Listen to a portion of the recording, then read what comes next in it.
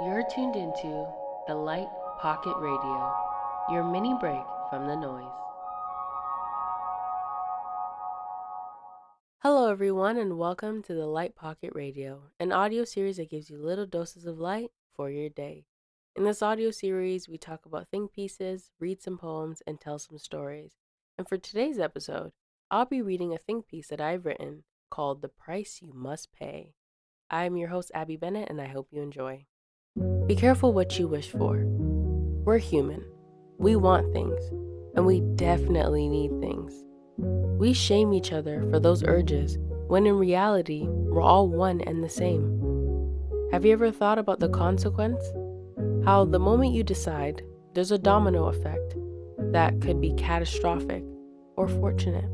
For the ones who pray, the ones that serve a higher being, you'd understand this concept in a different way most wouldn't. That when you ask for something, you just might get it. However, not in the way you'd expect. Some things you might get right away, and others you'd have to earn it. What good would it be if it was just handed to you, yet you haven't fully grasped the value of what you've received? Some people out there don't follow the practice of serving a higher being and get their answers down another avenue. There are many philosophies, psychological and biological explanations that keep individuals such as these going. The funny thing about change is that it'll always happen in a way you never expect. Some in the blink of an eye, or some over time. But one thing stays the same. There will always be the moment you realize this change has always been in motion. I've recently been given an important job. Actually, I've managed to collect quite a few. However, this particular job, it requires a payment a lot bigger than I've anticipated. There has been many things that I've wanted, and I asked for them. A big part of me doubted that I'd receive anything at all. However, that was foolish of me to think like that. I've received what I asked for, and for the things I haven't, or didn't work out, I know they were never mine to have. However, I didn't think of the immense price not only myself but others would pay. Weirdly enough, it all aligned in its own special way. I'm currently moving through the stages of a big change, one that challenges me to be more than I am. And throughout it all, compassion flows through me for the person who once held this position. Remember, experience is always the best teacher. And oh, how my experiences have humbled me. With hustle culture being embedded in our minds, it forces us to rush through everything, and we end up never taking a moment to think or to be in the present. Unfortunately, we are operating in a world that runs in an unnatural order, teaching us that suffering is rewarded and that life has only one path. So note to my listeners out there, the way you live your life is completely up to you. No one can take that away from you.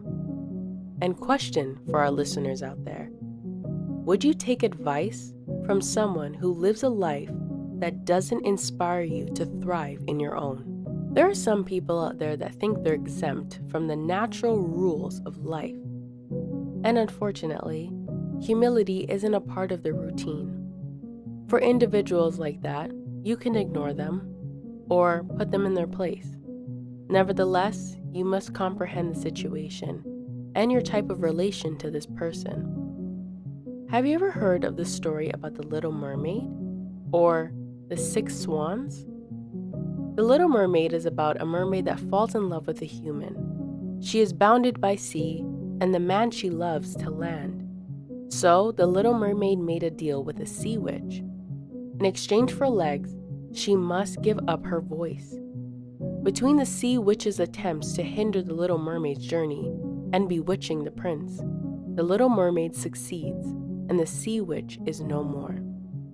In the original, the Little Mermaid fails to win the man she loves, resulting in her turning into sea foam. Now in the tale of the 6 Swans, a king married an evil queen.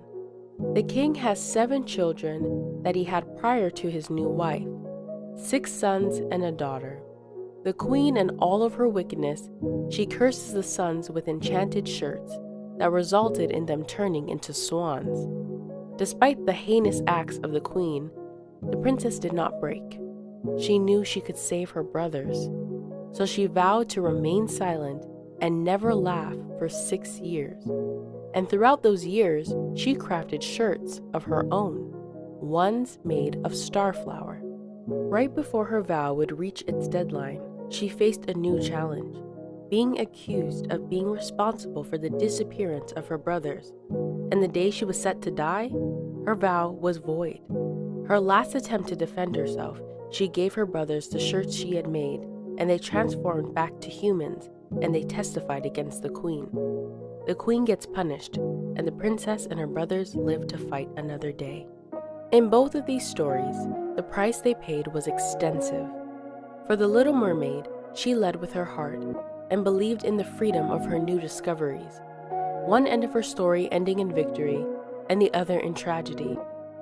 For the 6 swans, wickedness found its way into a kingdom, but the princess guarded herself with bravery, wisdom, patience, strength, loyalty, and passion. In turn, the princess saves her brothers, saves her kingdom, and saved herself. So, question for my listeners out there. Have you ever thought about the price you have paid for where you are now or where you were before? Was it worth it? Would you do it again? Maybe, maybe not. Either way, be careful what you wish for. You just might get it. Thank you for listening to the Light Pocket Radio series. Please leave your thoughts and your stories in the comments. I would love to hear from you. I've been your host, Abby Bennett.